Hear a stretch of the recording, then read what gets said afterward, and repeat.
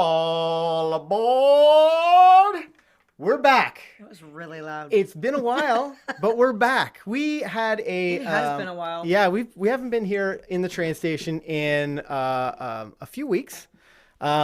We actually, Kayl and I got married. We went to the beautiful island of Hawaii, the Big Island. This is the actual island of Hawaii, and we got married, and it was a spectacular event. Yeah, well, that's what we did. I'm just trying to explain, I guess, what we were doing, or maybe what we did.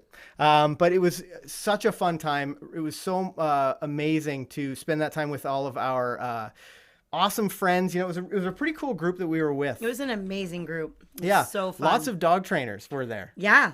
So there wasn't a lot of dog talk, oddly enough, though. Yeah, I know that was sort of different. Yeah. We weren't able to take the dogs with us. It would have been a really long trip for them, and you know, it wouldn't have been probably the same experience for all of us. It was really hot there, and that would have been something for them to get used to. But there were a lot of dogs in Hawaii. A lot of chihuahuas. Yeah, there were. Yeah, a lot of really cute chihuahuas. We talked to several people on the island, and they said there's a lot of working dogs over there as well. So that was pretty cool. It was amazing. Let's see. We've got lots of people. Look at my mug. Lots of people. Yeah. Where's your Mr. mug? Oh, I don't have it. I'm wearing a ring now, though. So that's the difference. It's a beautiful ring, hon. It is. I want to look at all the people that are jumping in. I want to say hello to Eden Frazier, Daryl and Luna, Jennifer L, Danessa Brown, forget about us. Melinda Miller, Jacqueline, Eric Vaughna, Melissa Coolin, Alice McCord, Barb Hoge, Bev Albright, Mike and Judy Tippert, SD Cruiser. I haven't seen you in a while. It's nice to see you back. Yeah, you're right. SD Cruiser mentions that they make you quarantine the dogs, and you've dealt with that before. Yeah, I taught there a few years ago, and normally if I go to teach a new place, I like to take a dog with me to like do demonstrations and that type of thing, and I couldn't take a dog with me because of the quarantine. But I loved it just the same, and that's why I wanted to go back there to get married, because I had such a great time when I was there. For sure. In this episode of The Train Station, we're going to be teaching you how to train your dog to walk on leash without pulling. Now, this is something that I think was a great topic for anybody, whether you have a puppy or you have an adolescent dog, or maybe you've got an old dog who's just got a bad habit of pulling on leash. I thought that, this sort of thing is going to be perfect for almost all of our viewers. I know sometimes we have to do some more puppy focused stuff, and other times it's more adolescent dog in training stuff. Or it can also be like one of those exercises that you sometimes need to revisit sometimes. Totally. Like even if you've already trained it, just like the recall. Yep. Unfortunately, it would be awesome if when you trained a dog they would like remain picture perfect for the rest of their lives. But sadly, dogs aren't robots, and that's not how it works. So even if you need a bit of a refresher, hopefully you'll be enlightened by some of the tips that we'll have for you tonight. Yeah, I just wanted to mention really quickly, I see Beth Dorr says, congratulations. Glad you're back. Thank you, Beth. And Betty Ann Major, love it. Hope you have many, many years of happiness. We're sorry we didn't live really stream, nice. Betty Ann. Yes, yeah, I know. We are preparing a video, though. I do. You guys are going to see Dan Luton, who is our moderator extraordinaire. He is in the chat, but I actually have a live feed to Dan, and I'll see if I can make this work. Every single show, we're trying to do things a little bigger, a little faster, a little more exciting. When will it stop? Never. Never. So let's go to Dan here. Can you see him? There he is. Oh, hey, buddy. There's Dan. And there's Lucy Lou. So it was nice to see Dan. You'll see him in the chat. He's helping out. If you have questions, he may be able to provide you with some links. But he's just going to, provide answers to questions that you might not have, that we might not see in our chat. Can we talk to Dan? We can't talk to Dan. No. But we can only see Dan. Yeah. Okay. So we can talk to Dan, but I don't have that set up right now. Okay. So that's how we can go bigger next week. Absolutely. Yeah. We'll have him literally in our ear. That might be helpful. But so I forgot to put, because we're a little out of practice, I forgot to put up the countdown. This has been the pre-show. Anybody who's been to a train station before knows we do a little pre-show, we have a little fun, and then we dive into training. And that's what's about to happen right now. In this episode of The Train Station, we're going to talk to you about how to train your dog to walk on a leash and not pull. I'm Ken Steepe. I'm Kayl McCann. And welcome back to McCann Dogs. We share everything now.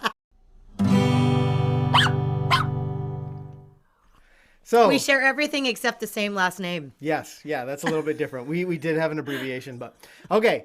So we need to talk about walking on a loose leash. And that was something that I struggled with personally when I had a dog that needed training. This was long before I was a dog trainer. One of the reasons that I went to McCann Professional Dog Trainers was because of Deegan, my black lab, was such a puller on walks, and it really took wild. It took the fun out of it for me a little bit. It really made it a little bit more stressful of an event. Yeah, I was actually talking to students last night that were in classes, and I was giving them some suggestions on some, different types of equipment to use, and it came up in the discussion that only the husband had been walking the dog, and that his wife wouldn't even walk the dog because the dog's just still too crazy. They just started classes.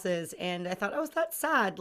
They got the dog together and she can't even take the dog for a walk yet. So, you want to be able to have your dog trained well enough that you can enjoy every part of having a dog. And one of those things is being able to take them for a walk or take them for a hike. So I think this is a really important one. Yeah, I totally agree with that. Now, something that I forgot to do that we always find really cool because we have people watching from all over the world. So shout out right now. Let us know where you're watching from. And I always think it's really cool, how many cities we see in the U.S. and how many countries that are represented from all over the world, from, even some people. And I know if you're in the UK right now, it's really late at night. I got a message from someone saying that it's going to be 12:30 midnight or 12:30. I forget how she worded it, but I thought that's a very interesting way to tell me that it's going to be really late. So if you're staying up really late, I definitely want to hear from you.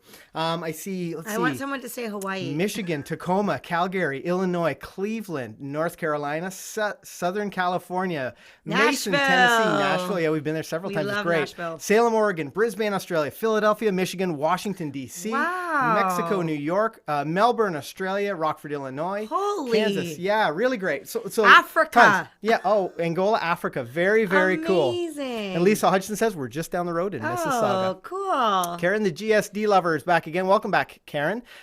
She said she's in Wisconsin, USA. Wow. So California, where are you? We are in Ontario, Canada, Burlington. That's where our home base is here, where we have our dog training school. But then we also have online as well. So if you are not within driving distance, you can still come and learn with us. Yeah, train with us. So I think that's, here we go. It's past midnight in Kent, England. I knew somebody had to be on here from the UK. Thank you for joining us. And look at that. Cool. Look at Mike and Judy Tipper, Stony Creek. Hamilton, yeah. Oh, that's it. Yes. We should say we're in Hamilton. Yeah, so it's me and Mia 789. I'm the person you told that it was half past 30 in the UK. I remember seeing that message. It's great. Cool. So, I've lost my train of thought. Something we often do is have a question of the day. If you do hashtag QOTD, we can have a look at them. That way, sometimes the chat gets moving really quickly. And if we miss it, we're going to try to answer as many questions as we can. Sometimes it's tough. Sometimes it's tough to catch them all. If anybody does a super chat, then we'll definitely be able to answer that question. You'll also light up the train station. The train station will flash. It's my favorite all sorts part. of cool stuff happens. But we'll do our best to answer all of your questions. Now, we do this for you. These train stations are for you. So if you have a question about your dog or your dog in training, then let us know. Make sure you let us know in the chat. And like I said, we'll try to get to as many as we can. So a question I have for you today, is how often do you take your dog for a walk each week? It's a good question. Yeah. So how often do we take our dogs for a walk each week, would you say? Oh, well, I probably take my dog for a walk or dogs for a walk every day, and sometimes multiple walks. Our walks maybe are a little bit different than normal people walks, though, because we don't really walk our dogs around our neighborhood just because of our livelihood and our job. So I'm a full-time professional dog trainer, so I get the amazing luxury of being able to take my dogs to work with me every day.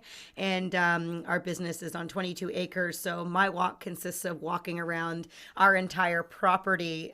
So we do that a couple times a day if we can, if not every day, and the dogs get a chance to run and play. And last week or this week, they've been able to swim too on the little walk because we have water on the property right now. So that's sort of how we go, but we don't do a lot of walking around our house, do we? A little bit. No, a little bit. Sometimes if we're home, we will. I think something that's important is to know that sometimes you can do other things. If you're struggling with your walking, and we're going to talk about some struggles you might be having with your walking, but there's some other things you can do with your dog so that you're not rehearsing bad walking behavior. Some other ways to burn off that energy and, maybe more efficient. Can you just slide over just a little bit? No, I want to be in the center of the camera. I feel like I'm just half cut off. Okay. Just a little bit. He's shifting me over, Yes. everyone. It's easier for me to reach the mouse as well.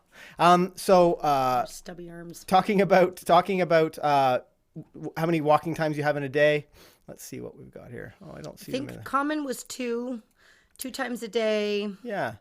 Another person said not normally sidewalk walks, but walking through the woods. Yeah. No, I can't see the cue there, so I'll have to go back. So yeah, normally it's like once or a couple times a day. I see some good questions coming in about some equipment. So let's jump into this. Starting off so that you can be successful with your dog training. I want you to make sure that you're thinking 14 about 14 times a day? Oh my lord. It's a lot, yeah. So if you feel like you are either struggling with your walk or you're just introducing your dog to walking on leash, I want you to really have a clear outlook about how you're going to approach this, because first things first, you need to teach it. You need to teach them to remain in position at your side. So if every time you're going out for a walk, your dog's pulling and bouncing around at the end of their leash, it's not a great teaching environment. It's not a great way to introduce your dog to good behaviors, to be able to reinforce them for being in the right position. So if you are really struggling with your walking, or you have a young puppy and you're just introducing, or a young dog, you're just introducing them to walking on a loose leash, I want you to set yourself up to be successful. So treat it like a teaching moment. It's time to do some training, and don't just go for your what you ultimately want. Maybe that's a walk around the block, or it's a walk down to the park, or whatever the thing is. If you are struggling with walking on leash, then you need to break it down a little bit. That just reminded me of something. So, we often will say to people, if your dog's not walking well, you shouldn't really rehearse poor walking. And then people will say, well, what am I supposed to do to exercise my dog? Like, my dog's got to go for a walk. And when we have young dogs, we try to make sure that they know how to go for a walk before we actually do that. So we have other things that we'll do to exercise them, because obviously dogs need exercise. They need to exude their energy. They need to use their brains. So there's all kinds of other things that we will do, whether it's, teach tricks, or we'll play tug, or one of the things that we teach our dogs really early is to do retrieving, so that we can play ball with them a little bit instead of go for a walk. All of the choices that we make, though, tend to be ones that we can do together with our dogs, so that we're building relationship and building that connection, so that when we eventually make it to the point where we're ready to go for, longer walks, that we're ready to do that. So, if you hear us say, you shouldn't really be walking right now, don't panic, because we don't mean like don't do anything with the dog. We just mean train the dog to walk in a certain circumstance, which we're going to go over thoroughly tonight. Or think of other ways that you can exude their energy that's going to benefit both you and the dog in your relationship together. For sure. So I think we should... Can I scoot out for just 1 second? I think Yeah, of course. The other thing I wanted to mention for sure that you need to think about is, we talk about equipment a lot, and using the right equipment to be successful. If you're using a retractable leash, in whatever the brand name might be, maybe it's Flexi or whatever kind of leash you're using. If you're using a retractable leash, when you're teaching your dog that they need to put in a little bit of effort to maintain a loose leash, it's time to ditch the retractable leash. So even if it's, ultimately you're going to use a retractable leash for whatever reason that you want to, right now it's really important that you use a static leash. Now, we often use 6-foot static leashes. It gives us just the right amount of leash when we're trying to maintain position, as well as if we have to redirect our dog, it's the right amount of leash, but it's static. So if you are, in the process of shaping that position, of reinforcing for your dog not pulling, I want you to put away the retractable leash and use a static leash. So let's jump into it. Let's jump into some of the steps. Do you want to grab a dog and we'll start to show that off? Brought a dog back. I should have let you know before. I wasn't even thinking. I was just sort of moving along. Okay, let's see some of the troubleshooting stuff we have in the chat. Whoever you think is best, I don't know. Probably, I don't know, maybe a dog that makes more mistakes. Maybe good. So let's see who we have. What sort of comments do we have, or questions do we have coming in? I see Dan pointed out an important thing. He mentioned that I think it was Melinda Miller mentioned that I asked how many dogs you take, or how many times you take your dog for a walk a week, and I think most people were answering per day, and then Melinda actually answered 14 times a week, which totally. Yes, you're the one that was really paying attention. Extra points for you for being very observant and not getting mixed up. Okay. I see Jacqueline Nelson says, that's a big cup. A woman after my own heart. Yes, absolutely. My mug? Yes, yeah. You got to go for it. Okay, so I'm just loading some questions into the chat or into the queue so that we can do some troubleshooting. Now, if this is your first time on the train station, we do a little bit of teaching, a little bit of talking, and then we jump into the conversation and we see what you guys are asking, see what sort of questions, troubleshooting issues that you might be having, and we can. But we'll just wait a couple of minutes until we get to that point. I see Kayl has brought out Grand Slam. And I've actually set up a different microphone now for back there. So I'm hoping you guys can hear her a little bit better. So when I switch to camera 2, I want you guys in the chat to let me know if you can hear Kayl very well. Okay, ready to go? Goes those two. Okay. Just tell me what I'm doing. Okay, oh, sure, yeah. Okay, just 1 second. We'll switch to camera 2.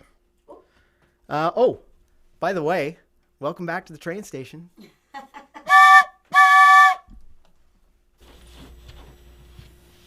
Okay, can you just give me a count to 5, Kayl? 1, 2, 3, 4, 5. Okay, so Okay. talking about maybe luring it. Yeah, so what I want to talk to you guys about first is just some of the foundation skills that we do with the dogs before we even worry about teaching them how to walk. And these foundation exercises, Slam, come here, bud, sit. Good boy. These foundation exercises are things that we actually use for other exercises that we train as well, like recalls or stays or sits downs, all those types of things. So the first thing that we're going to do is make sure that your dog is comfortable luring for food. And basically luring is exactly what it sounds like. You're going to put some food on your dog's nose. So it's best to practice this when your dog's feeling kind of hungry, using some, highly motivating treats or rewards. And the other thing that I'm going to do is I'm going to practice this with my dog with them on a leash, already getting my dog accustomed to moving with me on a loose leash. So when I have it in my hand, I'm going to try not to be pulling it tight on his neck if I can. I'm going to try and keep my leash loose. Oh, you're ready for this. You got bubble lips. You're excited. So I'm going to take some food. I have several pieces in my hand. I'm going to place it right in front of his nose, and I'm just going to move it slowly. Yes, good boy. Yes, and if he follows it, yes. I'm going to mark that I like what he's doing with the word yes. That tells our dogs that they're correct. And then I'm going to reward him 1 second later. And we've mentioned this in other live streams, but just in case you haven't seen those, we've talked a lot about dog timing and training and how important timing is. So we need to give our dogs information within 1 second. So you're going to notice that when I say yes, I'm typically going to try and reward as quickly as I can after I say that word. What's this? Whoa, good boy. Good man. Yes. And I'm simply just going to lure him around and reward him. So clearly he can do this. And I think you're going to find that your dog has a pretty easy time with that too. And then the next thing I'm going to do, because I'm specifically focused on walking, is I want to build value for him moving to my left-hand side. So I might even start off by having my leash gathered up. I have a 6-foot leash here and I have several treats in my hand. And all I'm going to do is lure him from just anywhere in front to my left-hand side. And then I'm going to reward. Yes, good. Okay, good man. Yes, good. Okay, good. I'm going to let him leave. Yes, good boy. And I might let him go over here. Yes, good boy. Okay, good. Yes, good. So wherever he goes, I want him to move into my left. Yes, good. So I'm building value for this sweet spot. Yes, that's a good boy.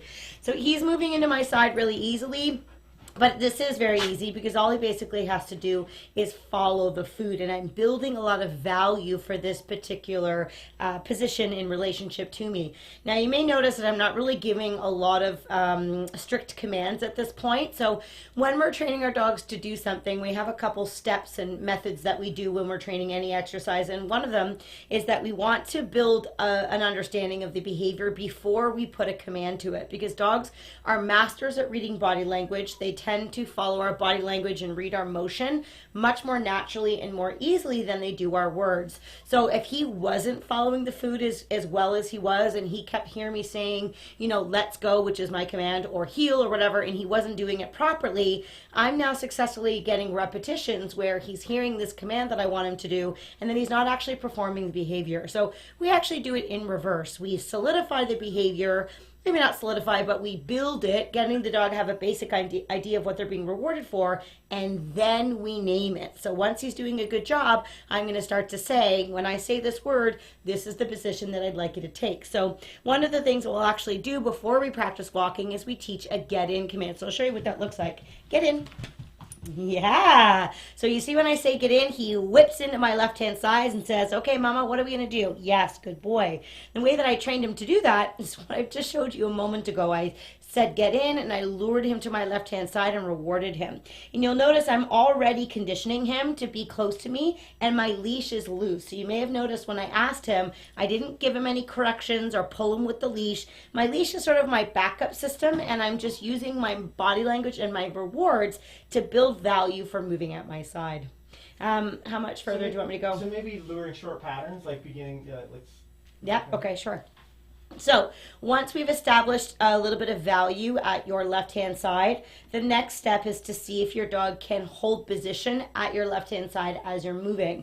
But in order to create that, I'm going to have several pieces of food in my left hand, and I'm going to turn my hand around so my knuckles are forward and my palm is back. Let's turn this way, buddy, so they can see. So I'm going to hold my hand like this. Now, I cheated and I picked a really well-sized dog to demo with, but I have a toy poodle, and if I was going to do this exercise with her, I would have to bend down nice and low. If you have a Great Dane, obviously life is even easier, but basically your hand's going to go at the height of your dog's nose. So I'm going to flip my hand around, and I'm basically just going to move him at my left-hand side using the food to manipulate where he goes. The hardest part is when you turn and change direction. So when I do that, my hand's going to go right on his nose, and I'm going to sort of lure him around my body. Now, I'm obviously working in a very, very tiny space right now, so please use your imagination. You might do this at home, up and down your hallway or around your kitchen table, eventually up and down your driveway, maybe a bit of a bigger space than this, so just bear with me here. I'm going to do my best to show you. So my food's on his nose. I'm going to turn him. Yes, good boy. Turn him. Yes, good. Yes, excellent. See how my leash is loose? You'll notice that my right hand has the leash in it.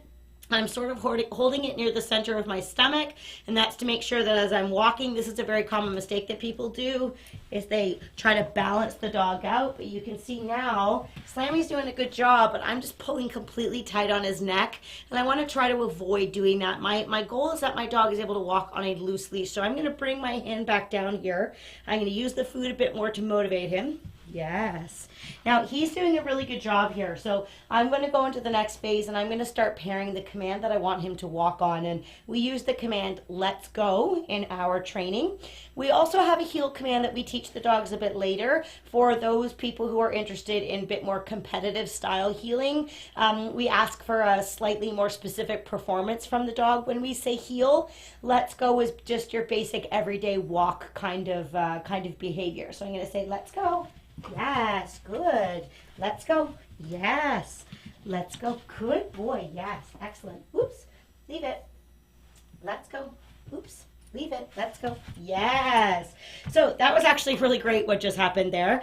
I ended up dropping some food on the floor over here. And when you're practicing this, you're going to be just as clumsy as I am, and you're going to end up dropping some food. And we sort of have a bit of a golden rule. We don't want the dogs stopping and picking up rewards off the floor, just like I don't want them stopping and grabbing garbage or chicken bones or things like that off the sidewalk. So if that happens, I had food left over in my hand. I just told him leave it, and I tried to redirect his attention back onto me without letting him get that reward. So if that happens to you, that's something that you'll need to do as well. Good boy. Yes. Excellent. Okay. Now, just one last tip. If you are practicing this, and this is again for the very beginning stages of training this exercise, make sure that if you run out of food, stop walking and practice a sit. So if I have excuse me, if I have 4 or 5 treats in my hand, I'm going to reward, but when I get to the very last treat, I'm just going to stop and maneuver my dog into a sit using that last treat. That's going to give me an opportunity to get some food back out and then go back to helping him be successful. And I'm going to anticipate that we're going to go and talk about how we don't use food forever, so people don't panic in the amount of food that we use. But hopefully this is your beginning stages. This is the foundation steps that you're going to do to start this exercise off. Awesome. And let's come on back.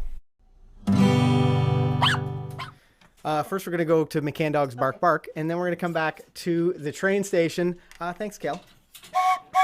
Also gives me an opportunity to blow the train whistle.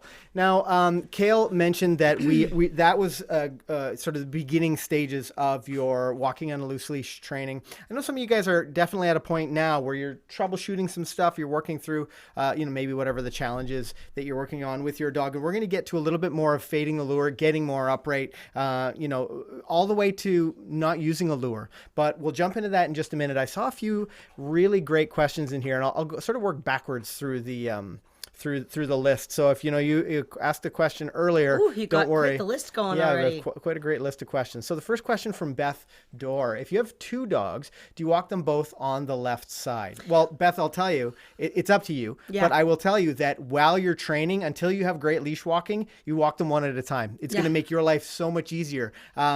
If they don't pull, you can walk them together. Absolutely. But if one's pulling and one's not, you want to work on them individually until they're better, because sometimes the other dog can act as a bit of a stimulation or a distraction, so they're more likely to walk more poorly. So it's good to sort of do it separately. When we walk our dogs, sometimes I walk up to 4 dogs at the same time, sometimes I have them all at the left-hand side. Sometimes I'll have some on this side, some on that side. Sometimes they'll walk just slightly in front of me, depending on, how many distractions I'm around or sort of what I'm doing. But there's one rule that stays the same, and that is if the leash is attached to your collar and that leash is in my hand, you're not allowed to pull. So even if I do let them walk in front of me, which I do lots of times when we're just walking casually, there is still slack in the leash so that they're not dragging me down the street. Yeah, and I think this sort of blends in nicely to our next question from Karen, GSD Lover. Okay. She says, do you believe in structured walks only, or do you allow for distractions and sniffing? It's a great question. Yeah, no, I do not believe in structured walks only. Absolutely not. I mean, you can't expect a dog to not be a dog sometimes, but that's sort of lends into kind of what I just said. Even if I'm not on a structured walk, I actually really like how that's worded. Yeah. It's a good way to put it. If I'm not doing a structured walk or a more controlled walk with my dog, it still doesn't mean they're allowed to pull. So that rule stays the same. But of course, I might let them walk out in front. I might let them sniff. They might have to stop and go to the bathroom, whatever it might be. I'm not going to worry about it. I might stand and talk to somebody I see on the street, or, a friend of mine, and they can just sort of stand around me and hang out, but they're just not allowed to pull. Where I would maybe ask my dog for a bit more structure is if I'm walking past a distraction, or people with dogs, or people with kids, right, or things are a bit busy, then I might say, hey, get in, and I'm going to walk them a little bit more formally with a little bit more attention, a little bit more control. And then when that distraction passes by, I might say, okay, and just kind of let them do their own thing as well. So we have sort of 2 commands or 2 behaviors. One where we say, let's go, or get in, where the dog has to come and walk right at our left-hand side, or at our right, depending on what we're asking for. And then one where we just sort of have a casual, like, with me or stay close type of command. So, and that transfers into how we control the dog off leash as well, when we have good enough verbal control on them. Yep, great. Mia 789, and it's probably 1:30 there, or 1 o'clock in the morning, asks, does this refer to a harness too? And this is a question we often get. We use collars. We use flat buckle collars as a starting point, moving on to maybe a snap around collar or a gentle leader. If that's something that you need. We don't use prong collars or chokes, but we do not like the idea. Your dog's going to struggle a little bit if you are trying to teach them to walk on a harness. And I say that because your dog doesn't have that same sense. You don't have the control, number one, which is maybe the most important part, where you don't have the control to guide them around and keep them in a specific position. But they also don't have the sensation of whether the leash is tight or not. They can't feel from their center of their body whether or not there is that gentle J shape that I think Kayl talked about. If not, that's something we look for when we're walking, or at any point, is there's the clip of the leash is just hanging down. So the clip's hanging down. So there's a little, so that the leash is loose. That way we know that our dog is putting in a little bit of effort, that our dog is making a choice, because that's ultimately what we're trying to get them to do, is to choose to remain in that position so that they're not dependent on a leash positioning them there. Same thing with harnesses. You don't have quite as much control when you're teaching your dog to walk on a harness. What I will say about harnesses, though, because I know a lot of people say, oh, my dog walks better on harness. And it's not that they walk better on the harness, it's that it distributes the weight and the pulling, so it's actually easier on you. So yes, that's good. for you, but it doesn't teach your dog to walk nicely. There's no training involved. So, it's really teaching your dog not to walk without pulling. And it's really easy for a dog to pull in a harness. That's why they use them for sled dogs. I have harnesses for my dogs, but I typically, I won't use them until I've gone through my loose leash walking training, and then I might use it because they look cool, but not because they're helping me achieve any type of behavior. Yeah. So it's not like we don't believe in harnesses. Just during the training phase, when you're teaching your dog to be successful, a harness isn't your best choice, but it's definitely something you can move to when your dog does understand the behavior. We've got a couple. Dan Luton, the moderator who you saw earlier. Kayl, could you demonstrate the J loop for everyone on Ken? I don't know that they can see that. Yeah. So basically, put it on your lip. So it would be attached to your dog's collar, Just kidding. and you can see that there's it sort of be like a little gentle J shape, so that the clip's hanging down. Now, where you start to run into problems is when that clip starts to go up. I guess it would go up this way, so that there's a tight leash, and that's a really important thing that you need to be aware of. Keeping an eye. This is a lot harder than when you do it with a dog. I know. Keeping an eye on the clip of your dog's leash, so that you know whether the clip tells all. It does, so that you know when you're either putting tension on there, because we really want that leash to be loose, so that we know that our dog is choosing to remain in that position. Thank you, Dan, for the suggestion. Thank you, Dan, for the suggestion. What else we got? Let's go down. So Melissa Coolin says we've got a dog reactive Doberman, fantastic in every situation except if she sees a dog. Doesn't matter how far away they are. I can't get her attention back on me. Now, see, I wish you'd been here a couple of weeks, and maybe you're still available. We do have an attention workshop, totally free. It's like this. It's like our monthly mystery box that we do for anybody that jumps into that group. Melissa, that you'll find really helpful. It was an attention workshop. It's all about rewarding your dog and getting your dog to give you more attention. But in this situation, you really do need to redirect them. And I think we're going to talk about that in a little bit. Redirect your dog. Maybe you're going in a different direction. The challenge a lot of people have is that their dog starts to get stimulated or see the other dog and they think, oh, I better put him in a sit. We're going to have to default to a sit. And that can be really challenging for a dog. It also, I find that sometimes people's technique is off, or the most common thing is timing. So if a dog is reactive towards other dogs, typically what they're going to do is they're going to give a few warning signs first that they are about to lunge or bark or act inappropriately. And it's really easy for us to miss those signs if we're distracted or we're not really 100% focused on the situation. And what often happens is we miss those signs, and then the dog decides to go, and then now we're in a correction situation where we really need to defuse the situation, where we would really prefer you to be more proactive. Not you, everybody. And so when the dog starts to show warning signs like body tension or going from a look to a stare, or starting to pull forward on the leash, there's lots of different things that they'll do where their body will change a little bit. That's when you want to use a leave it command and then redirect the dog, because it's a lot easier to redirect a dog that has not yet decided to blow than it is to work on a dog that's full on focused on going towards another dog. So being proactive is going to be extremely important. Totally. And then lastly, just consider the type of equipment that you're using. You might need to use something that's a bit more persuasive or controlling, like a gentle leader. And again, we're big advocates of gentle leaders because they're a very powerful tool, yet they're gentle at the same time. So they can be used on Chihuahuas all the way up to Great Danes.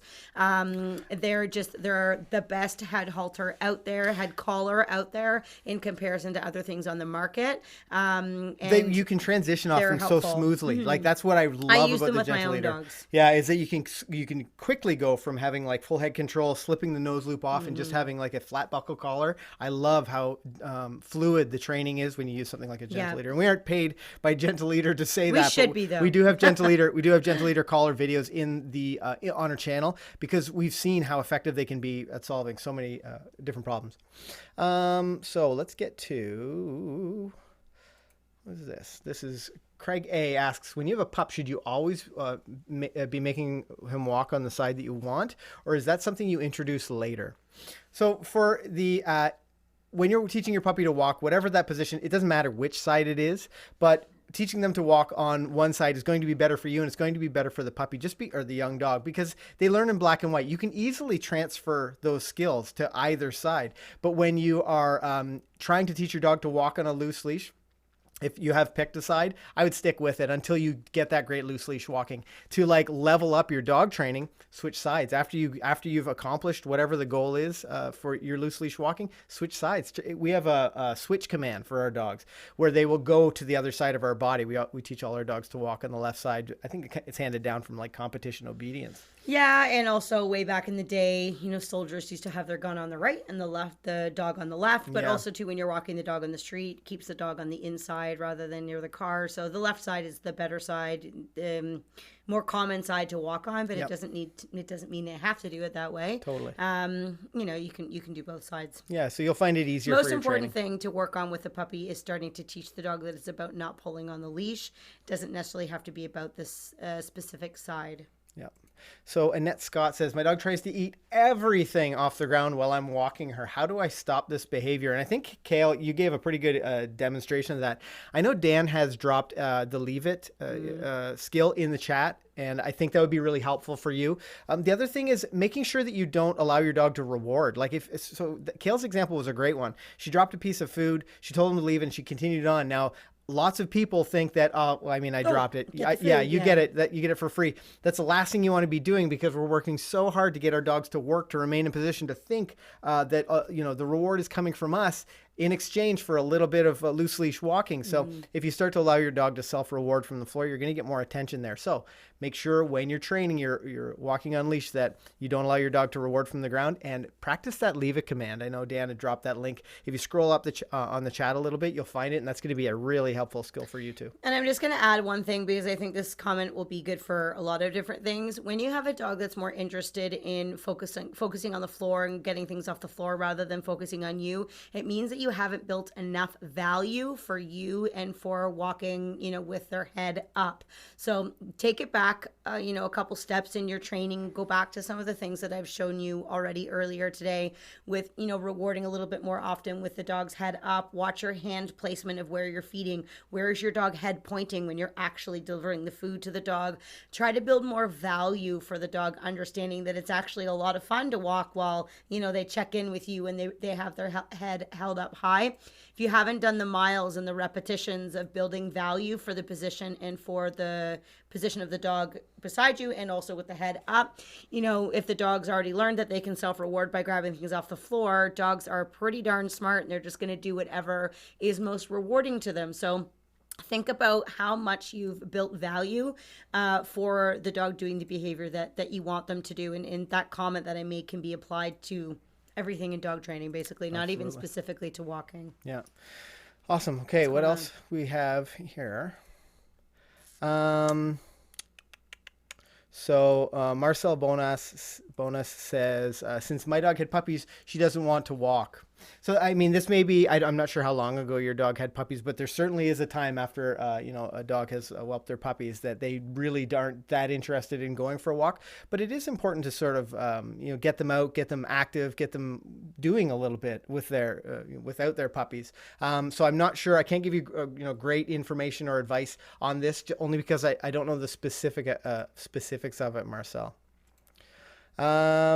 1-year-old Doodle knows heel, but still pulls at birds or other dogs out of excitement. Ideas to stop this. Kayl had a great suggestion about being proactive, and that's going to be really, really. You can't train through birds landing. Unless maybe you go to the pet store and you train around the birds being in there. But you do need to be a little bit proactive. So the moment your dog makes eye contact, the moment your dog starts to think, oh, there's a thing that I want, that's the point that you want to use your leave it. You need to interrupt that thought pattern. And even if your dog hasn't left position yet, and you get to sort of interrupt them from thinking, the next step is first they start on they eye start on that thing, or they recognize a great distraction or something that they want to go to, and then they make the choice to leave you. So if you can interrupt that by using that leave it or getting some attention on you, you're way more likely to be successful. And the really important part is when you are successful, reward that like crazy. You know, if you're able to tell your dog to leave it, maybe you go even in a different direction and your dog remains with you, jackpot, reward that kind of thing. Like that's the kind of stuff that you really need to differentiate for your dog, that you recognize that it was hard for them, and you need to really let them know that they've made a great choice. One of the things that's important to do as well, with any issue that you're having, is try to set it up and train through it when you're ready to conquer that behavior with good timing and good training and all those types of things. What happens is often we don't realize we have a problem until we're like halfway into our walk and now like a catastrophe is happening and we're not prepared for it. So one of the things that we'll do before we're going on really long walks and, opening up the possibilities of the birds and the bees and all these crazy things being, I don't know why I just said that. It was Why weird. the bees? I don't know. I like That's bees. weird. I named my dog Bee. Is so we will start to integrate distractions, and we're skipping a bunch of steps in our progression chart here. But yeah, we'll get back to feeding stuff. But the distractions are really important. So, if I can walk around my driveway and things are successful, I might plant some distractions out there. I might bring out some of my dog's favorite toys. I might have Ken come out and start bouncing a tennis ball, at the end of the driveway as I'm practicing. I might bring out some food containers and, have food everywhere, or bring out her favorite bones, or, something that sort of allows me to practice getting through successfully a distraction with my dog and being able to redirect her and refocus her and those types of things. So A, my dog understands what's going to happen when there's a distraction, and B, I'm ready to work through that. I have, better timing. Yeah. I have better technique. I've practiced how to handle my leash, how to turn my body, those types of things, so that when I'm faced with a natural distraction out on the road, I'm more prepared, I'm more educated, and so is my dog. Mm-hmm, absolutely. Great advice here on the train station. It's been way too long since I got to toot the train station whistle, so I'm pretty excited to do it now. Mary Williams, we've been rehearsing bad walking habits. She started pulling more now on her gentle leader. Now, something that's really important to remember, Mary, is that gentle leader isn't like a magic spell that you're going to put over your dog. It is sometimes. Well, sometimes you're right. Sometimes it's remarkable sometimes. The difference it makes, but it's not. You need to be the one that's using it as a tool. It gives you a little bit more control. It gives you can use it more leverage. And if you allow her to pull on that gentle leader, it starts to lose its effectiveness. It just gives you a little bit more control. So make sure you're practicing rewarding when the leash is loose. So the things we're going to talk about in just a minute, make sure you're focusing on those things, because you really do, need to give her great information regardless of what piece of equipment is on. Yeah, there could be some technique changes that we need to make with you and how you're handling the leash and how you're moving your body as well. Let's see what Errol Stewart says. I'm picking up an 8-week-old Boston Terrier on Sunday. I've been doing lots of research, especially your videos. But my question is, how much is too much training time? Yeah, what do you think about that? Well, I don't really think that there's too much training time, but I think that you should make sure that your training time is integrated into your everyday interaction time with your dog. Now, if you have the time to set aside where you have multiple legit training sessions in a day, that's fabulous. But, we recognize that there's not a lot of people that are able to do that. Sure. People have lives and kids and work and all these things to do. So the best thing to do is, in your everyday interactions with your dog, you have to feed them breakfast and dinner. You need to take them out for peas. You need to play with them. You need to train them. All these types of things. Those should all incorporate some type of lesson for your dog, so that you're training basically all of the time, and you're giving them, information on the behaviors that you want them to do in this circumstance or in that circumstance. And when you're tired out and you don't really want to be focusing on training anymore, the crate is going to be a really excellent option for them to go in, to have a safe place where they're not going to get into mischief. They're not going to get hurt. They're going to, not learn bad behaviors. And then when you're ready to go at it again, you can bring them back out and do some more training sessions. So you want to train them as much as you can, of course, but it should be really deliberate training, intentional training, where you're doing things that you need to be doing with the puppy already. Now, we get lots of people send us messages and on the channel and stuff about successes they've had doing whatever we're talking about. But this is our first one directly from the live stream, commented on the live stream. Oh. And Jacqueline Nelson says, I just did this with my 14-week-old lab in for about 10 minutes. She did great. Thank you. Oh, that's so good. Big win for Jacqueline. Oh, is that a picture too? I think so, yeah. Oh, he's like licking his nose. That's Now, so cute. With Jacqueline, I'm really excited to hear that. And that's exactly why we do the train station. So thank you so much for sending us that message. It's so good that you're starting so young as well. I know. Yeah, it's really great. I have to say, though, when I saw this comment come up, I think John P. may win the cutest avatar award. You're going to see in just a second here. Oh, my God. Look at this, get a little golden. Question of the day. How long should a training That's session be in adorable. high distraction areas like a boardwalk? Today I did 30 minutes. He did great, but he had the zoomies before entering the car. Is that a sign of frustration? It's hard to say. It's not uncommon for dogs, if they're having to do something mental for a long time, that they'll either crash or they're going to be like, bah! Like, oh my God, that was just so you contain them so much that all of a sudden they just need to just go for it. So it could be frustration, or it could just be that the dog is ramped because they've just, focused so specifically for some time. I think that, going to a high level distraction is a great idea if and when the dog is ready for it. Maybe next time, try not to train so long and see if you get the same type of behavior from the dog. Yeah. Maybe you pushed it a little bit too far, or another thing that I think is really important, though, is that we do want to focus on attitude. So, if I don't know how old the dog is, but 30 minutes of precision walking is a lot. It's a lot. And it's going to get not fun for your dog. When we talk about how we train, our focus is always the dog's attitude. We want to keep the dogs excited, working hard for us, enjoying it. There's going to be times when they have to work through something that they don't absolutely love, but that's part of the leadership process. But we do want to do our best to make it fun for them too. So if you feel like you've had this amazing precision walking, maybe next time at the end you play a game of tug, or you do something to engage with your dog that's fun and that's a little bit more free. That's sort of where my mind goes. Yep. That you do something to engaging that involves you, that isn't necessarily the zoomies, because that can be problematic. But make sure you keep it fun. Maybe I might shorten that. So you said 30 minutes on the boardwalk, which sounds like a lot. But maybe it's like two 10-minute sessions and then 10 minutes of something engaging, fun, whatever the thing is. But make sure that you're not. The thing you've got to be careful about is going into training mode, so that everything's precision. Your dog has to listen when you're in training mode, and then at the end you're like, okay, just do whatever you want. Your dog's going to very quickly learn that he or she only has to listen when you're in training mode. So you need to sort of sprinkle in these little training events over the course of the day. Sprinkle in these little training events. Is this I'm going to salt? No, I'm laughing. Salt bathe. I'm laughing at the word sprinkle. Yeah. So just so that you break it up a little bit, but you keep it fun for your dog, because that's really, really important, and that's something that you get a higher drive dog from a dog who really enjoys it. So I don't know if you have anything to add to that. No, I think that was well said. Oh, thanks. Darling. We're married. I like this question from Betty Ann Major. Do you carry treats all the time, everywhere you go, and plant them all over the house so rewards are readily available? That's how I get Ken to listen to me so well. Candy. There's candy all over the house. Sweets are the key to his soul. I think that's a really important question, though, Yeah, from it Betty Ann Major. When you have a dog We'll in be training, serious, Betty I don't know. I'm always the serious one. This is always how these train stations play out. Other than when I get to go, that's less serious.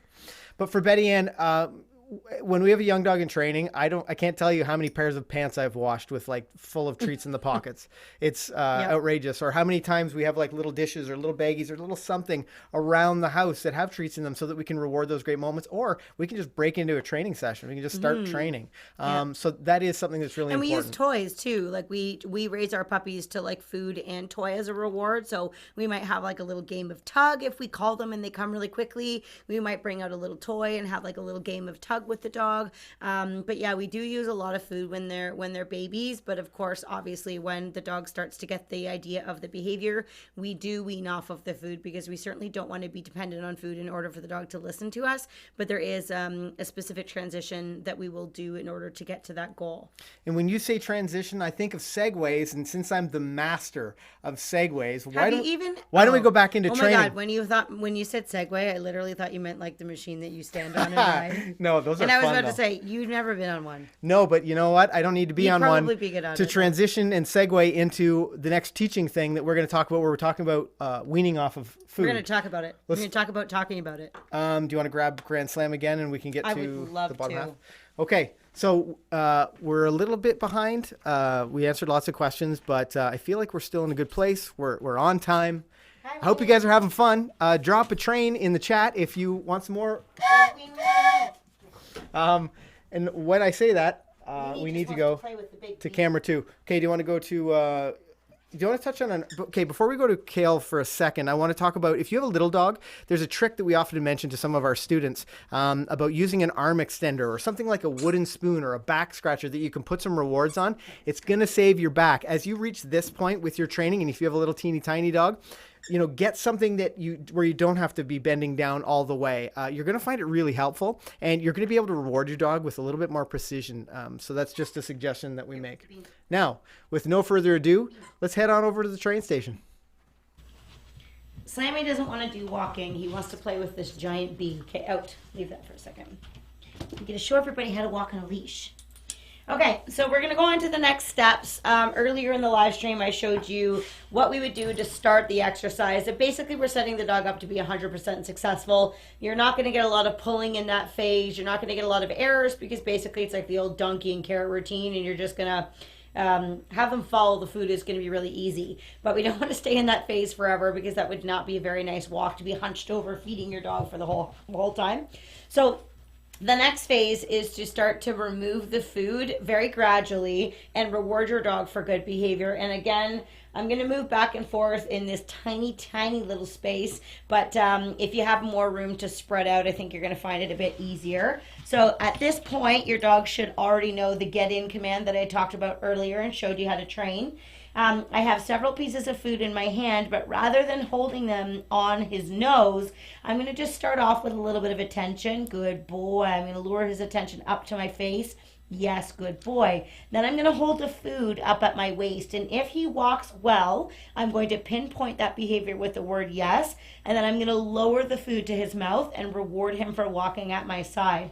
Now, something that Slam's not going to do now because he's more trained, but when he was younger, when your dogs might do this, is they might want to jump up to grab the food from your hand. You're not going to reward your dog for that behavior. You're going to have a very well-timed yes command, and you're going to specifically and deliberately yes when your dog's paws are all on the floor, and then you're going to drop your hand to reward. So I'm going to just look like this basically as I'm going, and as he settles, I'm going to start to drop my hand to reward a little less frequently. So it's going to look like this. Let's go. Yes. Good. Let's go. Yes. Let's go. Yes. Let's go. Good boy. Yes. Let's go. Now I'm on my last treat. Sit. Yes, good boy. So when I'm on my last treat, I'm going to get him sitting. I'm going to reward him for that, and that's going to enable me to get a little bit more food out.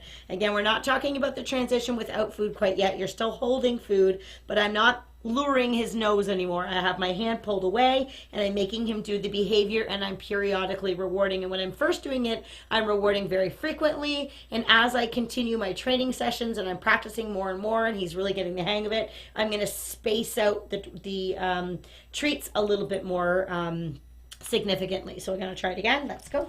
Yes. Drop my hand to feed. Let's go. Drop my hand to feed.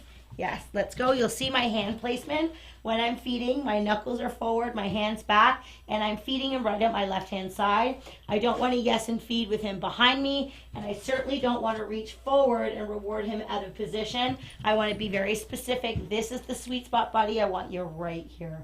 Okay, so that would be the next phase. And again, I wouldn't be doing this out on a walk around the neighbor's dogs and all these different things where I'm going to be bombarded with distractions. I'm going to do it in a quieter location where he's more likely to be successful. And then when I'm ready to add distractions, I'll do it at that time. Do you want me to go on to the next one? Yeah, or? No more lure. Right. Like food out of hands, you mean?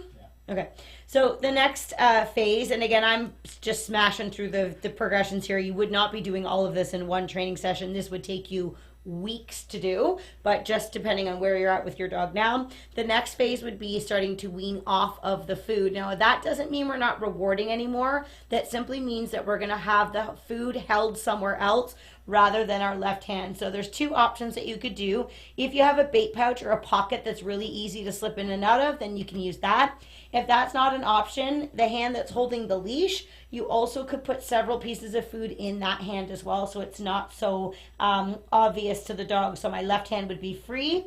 Now my left hand can reach for the food and it can reward a little bit more often if things are going well. Now, I'm going to keep the food in my pocket just because that's what I prefer to do with my dogs. And the next thing that I might need to do is if he's out of position, there's two ways that I can fix this. Early in my training, if I was walking and he was out of position, I might get some food out and, lure him back into position. But I don't want to do that forever because I know a lot of smart dogs that say, ooh, if I go over here, mom's going to get cookies out and she's going to bring me back and then she's going to feed me. So I'm going to keep moving away so that I can get more rewards. So once I think he's ready for it, I might add a couple little leash corrections or collar corrections just to remind him where I want him to go. And I'm not tearing his head off or anything like that. I'm simply going to slide my left hand down the leash and I'm going to bump the leash in the direction that I want. Good boy, wait. Now I'm not actually going to do it right now because Slam is being an angel and he doesn't deserve any corrections right now. But I'm just going to sort of fake it a little bit. So if I'm walking along and he gets stuck behind me, I would just wait. You don't have to move, wait. I would just slide my left hand down the leash and I would pop forward on the leash until he was back at my side. If he was too far away at me, again, slide my hand down the leash and I know, you're so good. You're trying to be right. I would slide, pop towards me. And then of course, okay, buddy, sit. Good boy, wait. The most common thing that I would do if the dog was barging out in front is I would slide my hand down the leash and I would pop back to my side. Yay, good boy. And then every time I say, no, I don't like that, it's imperative that the moment he reaches that sweet spot again, I am praising him like crazy. And if he can hold that position for a couple steps, yes, excellent boy, let's go. Yes, I'm going to really reward when he gets back to that spot. So he goes, okay, I'm not supposed to sniff. I'm not supposed to pull. But every time I come back into that position, you go crazy and you reward and you're super excited. So he says, I want to be there. I want to get close to your side. The other really helpful technique that we find helps with this is changing direction. So if you're walking along and your dog starts to pull ahead, when you reach down to redirect your dog, turn and go the other direction. You don't know whether to sit or to move, buddy? Okay, so I would turn and go the other direction as I use the leash. And once he's sort of settled back at my side again, I need to take my left hand off that leash here, bud. And I need to be moving with him on a nice loose leash before I'm rewarding once again. So that I can use that leash almost, okay, Bubba, you're so good. Almost as a bit of a brake system. So I'm going to brake if he's pulling, and then I need to keep my leash loose again. I do not want to walk my dog like I'm water skiing and have that leash tied on his neck all of the time. That is an unpleasant way for me to walk, and it's a super unpleasant way for my dog to walk. And this is supposed to be something that we're enjoying together. So you'll see my leash is gathered up neatly in my right hand.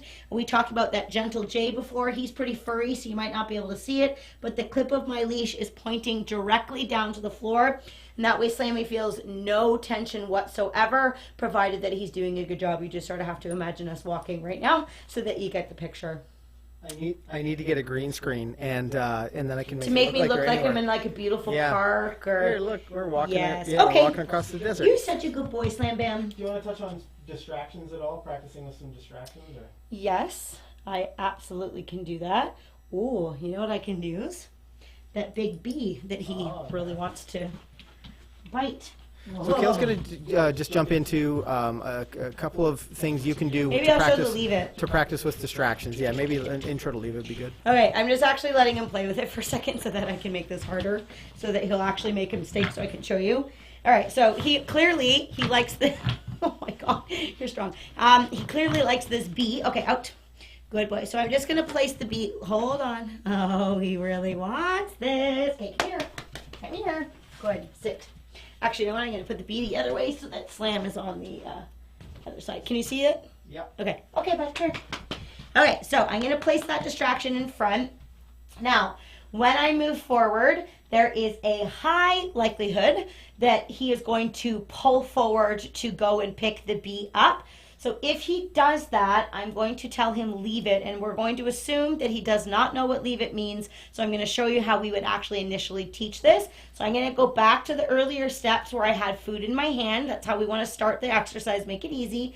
When I say leave it, I'm going to, within 1 second, get the food on his nose and redirect his attention using the food away from that distraction. When I do that, I'm not going to back away. I'm actually going to turn and walk away so that Slam is able to stay at my left-hand side throughout my entire movement. So I'm going to go ahead and give that a try. Okay, good. You're too smart, buddy. Okay, check it out. Leave it. Let's go. Yes, good. Let's go. Leave it. Yes, good. Get in here. Good. This is not enough room. I am literally spinning like I'm going to fall over. Whoa. Okay, good to go. Too much spinning. Don't practice in a space this small. This is not easy. I would really like to go this way, but then you guys wouldn't be able to see me. So once I'm able to get him to leave that distraction because he would rather have the food, then of course the next phase would be to practice without the food in my hand and the food being readily available. So I'm just going to actually move the bee a little closer here, and we're going to see if we can just sort of walk over it. Let's go. Good boy. Let's go. Leave that. Good boy. Let's go. Yes. Excellent. Let's go, bud. Good boy. Good. Let's go. Good. Sit. Yes, that's a very good leave it. Now, if I want to make this training much more fun for him, I could do this. Get it! Yay! Good boy. So I don't just have to use food to reward. I can pick up that distraction that he wants to play with, and we can use that for fun as well. Good boy, buddy. Yes. Okay, out. Let's bring it back. Out. And we're going to our way back from the train station. Now, I think there was a couple things that I wanted to really point out to you guys is, did you see the moment Kayl used that leave it command?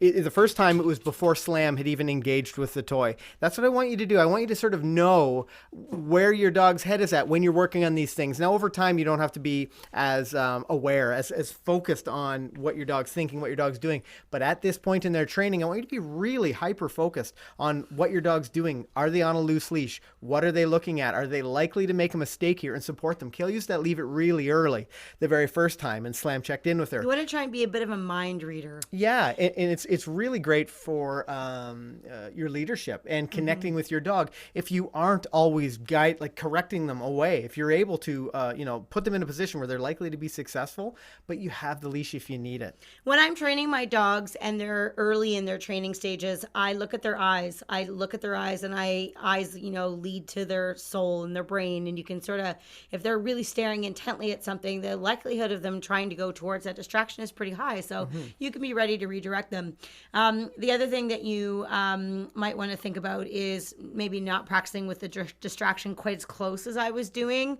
Again, we're working in a small space, but we made it work. It was actually made it a little bit harder, which was great because the distraction was really close. But or use a distraction that's not as appetizing to the dog. So he really liked that bee, which was great. But maybe I use something lower value and make sure that the reward that I have on me is really high value, so that it makes moving with me way more enjoyable and more fun than whatever is on the floor as a distraction. Yeah, I love that idea. We talked about some situations with maybe animals showing up or things that you can't control, but there are lots of things you can control, whether it's toys or even like kids or other dogs. You can go to places where those things are and then find a distance where you can be successful. But in those situations when you have something that your dog maybe struggles with or finds especially challenging, make sure you're taking a great reward. Make sure you're using your voice, being engaging, like being really engaging with your dog. It's be fun. Yeah, be fun, because that's what your dog's looking for. It's really they're looking for value. Squirrels are fun. Your dog is going to do what's rewarding. So if you go out and they see something that they want to get, and you're able to turn them away, you're able to use your voice, and they come with you, you better be rewarding. You better acknowledge the fact that they made a great choice, and they'll start to make more of those great choices if it's worth it for them. Mm-hmm. So really focus on that kind of thing. The leave it, I think we talked about extensively, but that's something that's going to be really helpful for nearly One everybody. of the first things that we teach our dogs as puppies, baby puppies, we work on the leave it command. Yep, for sure. So let's jump into these questions really quickly. Amy Allor, how old should you expect to be able to teach a puppy? Is there an age that's too young? Maybe we talk about our Head Start puppy training for a we second. start teaching basic skills basically the day we bring them home at 8 weeks old. What are basic skills, would you say? We would work on teaching them what the word yes means. We would start teaching them how to lure for food. I might practice, luring them into different body positions. I might practice conditioning them to allow me to take their collar and to handle them in different ways. I might start to teach them what their name is by doing some name feed. Very basic things, but things that are just going to sort of help teach the puppy that I'm going to be somebody that's important to them and that we're going to end up doing things together. I start building a relationship. Yeah. There's a lot of snuggling involved. Yes, as well. a lot of cuddling and snuggling. A lot of snuggling. But yeah, those are a few things that I would start to do right from day one. Melinda Miller. My dog doesn't typically pull towards other dogs, and she's not reactive, but she crouches down and stares as we walk past. Should I allow this, or should I ask her to check in with me, or not look at the dog at all?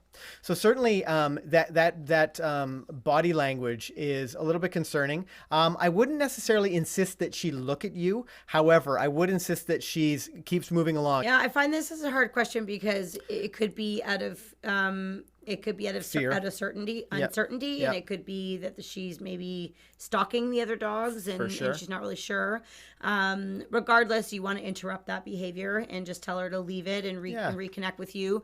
We want our dogs to realize that when they are in a situation where they feel uncomfortable or they feel stressed or they feel hyped or whatever it is, that we're the one that's their leader and that's in charge. And if we don't seem concerned about the scenario, we want the dog to then say, okay, well, they've just told me to leave it. They're not too concerned. So that means I can relax because they got it. We don't want the dog sort of saying, I don't really care about you. I'm just going to take this into my own hands.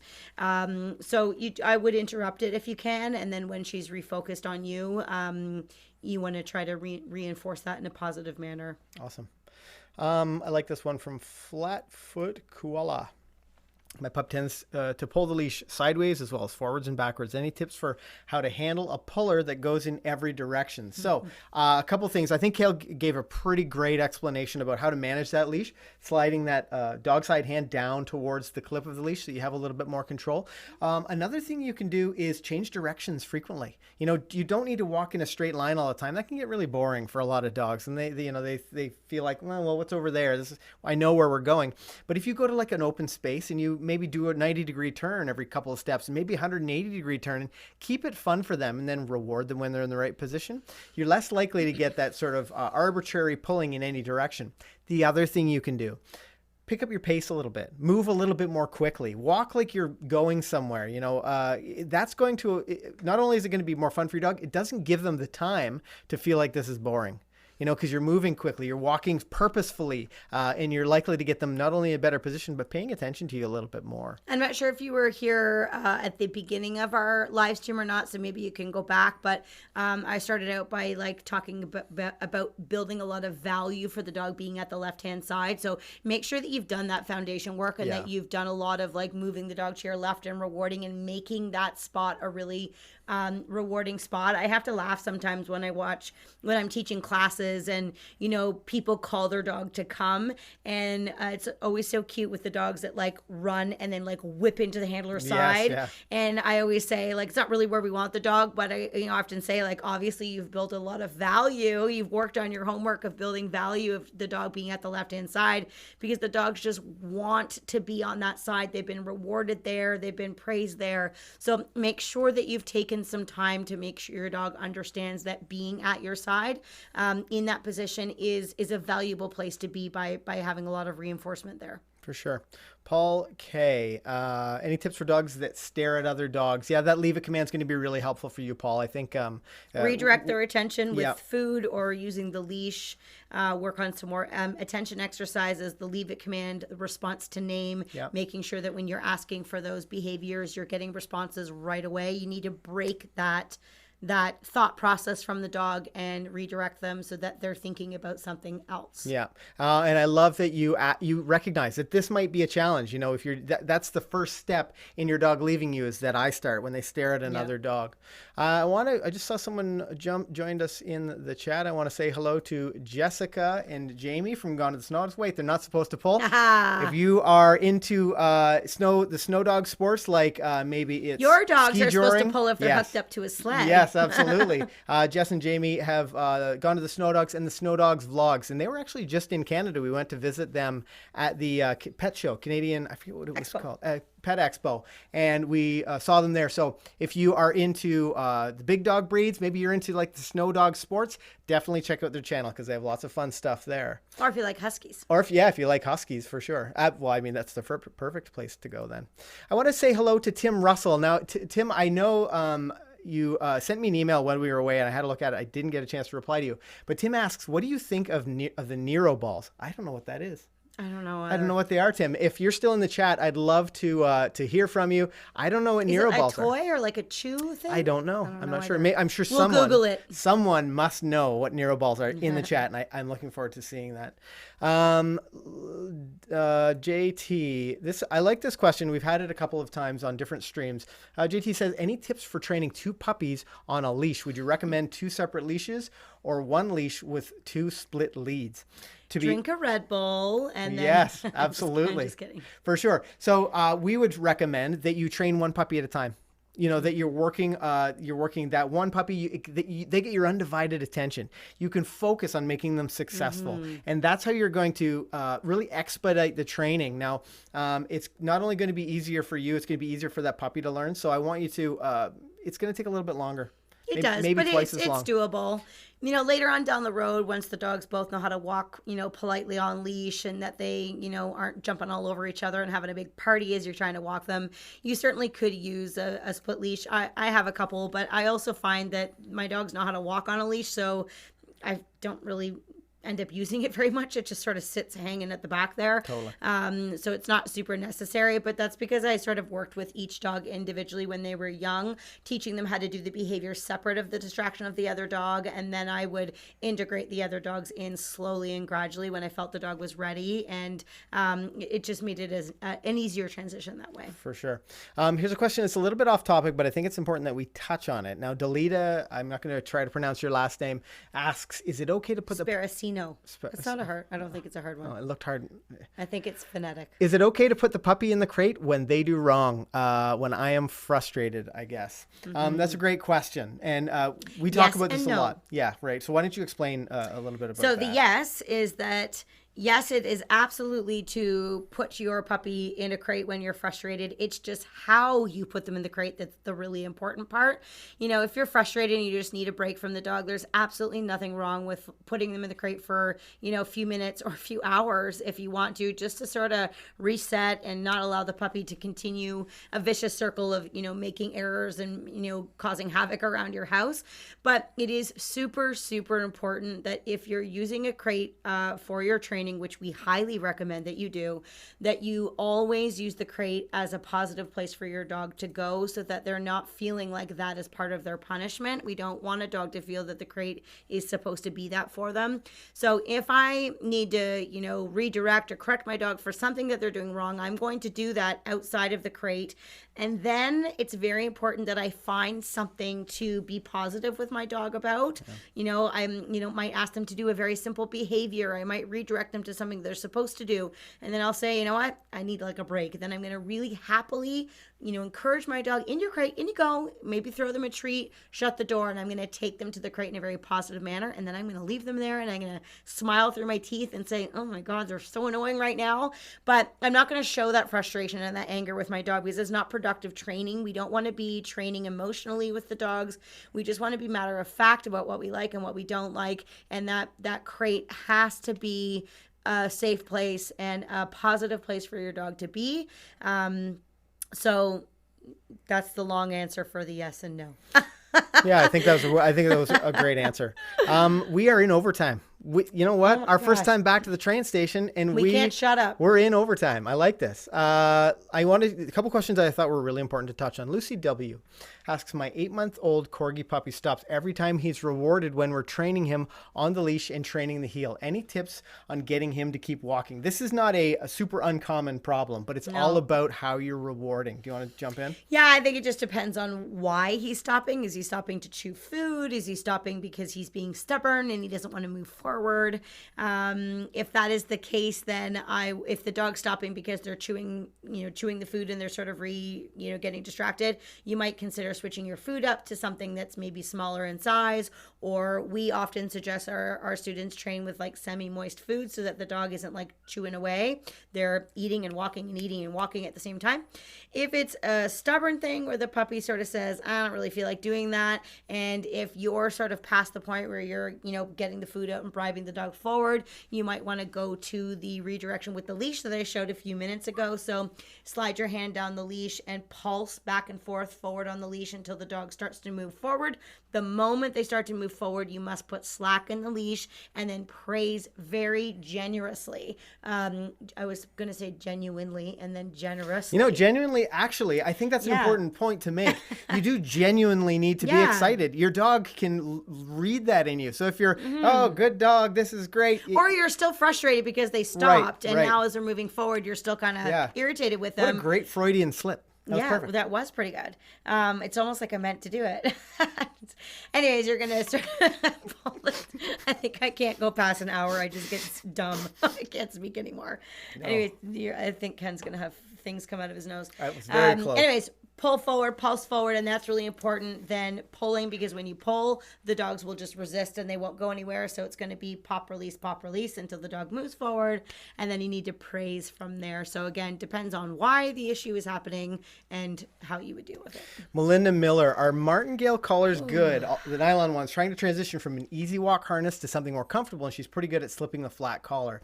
So if that's the case, Melinda, then you need to fit that flat collar better. The flat collar shouldn't be able to slip up and over her head. Unless it's like a whippet or like a really or something. a pointy-headed dog. Yeah, pokey head. Yeah, the static collars are going to be a little bit easier in giving your dog more specific, acute information, so that there isn't like a dynamic collar squeezing and letting go.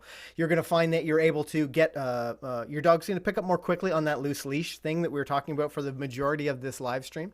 So going to something like a flat collar, something you can use is a snap round collar. It's much more narrow. It's like a thin version of a flat buckle collar, and you can get it. It sits up higher, up on the neck. Sits up high up on the dog's neck, and it's less likely to slip. So that is definitely an option for you. Now, with all of that said, I think there's been a lot of knowledge dropped here. We had some amazing questions and another fun episode of the train station. I got to toot the train whistle so many times, and you're a good tutor. It's been a lot of fun. You're a good tutor. I'm great at tooting. I want to thank you guys for watching today. Now, we do our train station episodes every Thursday at 7:30, but next week we do it 3 times a month on Thursday night. Next week we're doing an agility stream because I've got to work fire on the Thursday night, so we're gonna have to do something on the Tuesday. So are you ready for that? I am not. I'm gonna have to think of a good topic. We would love for you guys to join us on an agility stream. No, it's called After Hours Agility, and it's around 9:30, 10 o'clock on Tuesday. We never know until just before. But it's whenever I stop finishing the class before. Right, exactly. But if this is your first time on our channel, make sure you hit that subscribe button. We publish new videos every single week to help you to have a well-behaved four-legged family member. And I want to say a huge thank you to the moderator, Dan. Let's see if we can jump to him live and he can say... Make sure he's like not on the toilet or jump something. To him live and then, let's see. Okay, well, we'll see you later, Dan. There he is. He's ready. Yeah. Okay. Hi, Dan. See you, buddy.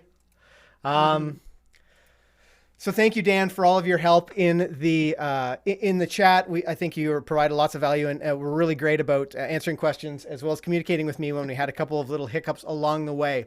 It's been a great welcome back. I want to thank you guys for joining us. And on that note, I want to wish you happy training. Bye for now, guys.